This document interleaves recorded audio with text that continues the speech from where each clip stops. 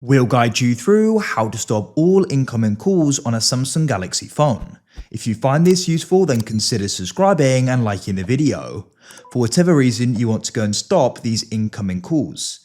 Maybe you're trying to go and focus on something, you're trying to go and sleep or do something, and so you don't want your phone to be ringing and them just coming through and disturbing you. So watch this full guide and you can go and decide what way is going to work best. For the first way, we can actually do it in the phone app. So you can come to the bottom here, come out of whatever app you're currently in and open it up.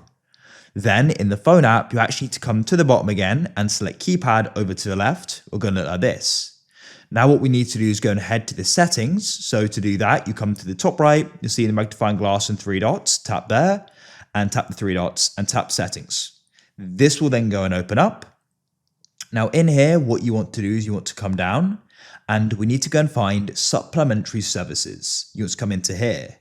Now in supplementary services, you'll see some different options. What you want to do is go and find call barring.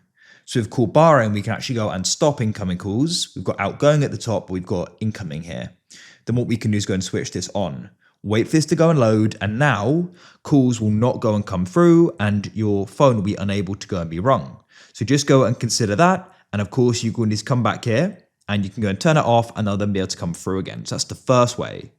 Alternatively, what you can do is you can come out of there and you can go and swipe up and you want to go and find the option for settings. In settings, you want to go down, find the option for notifications, and then you want to go and find do not disturb.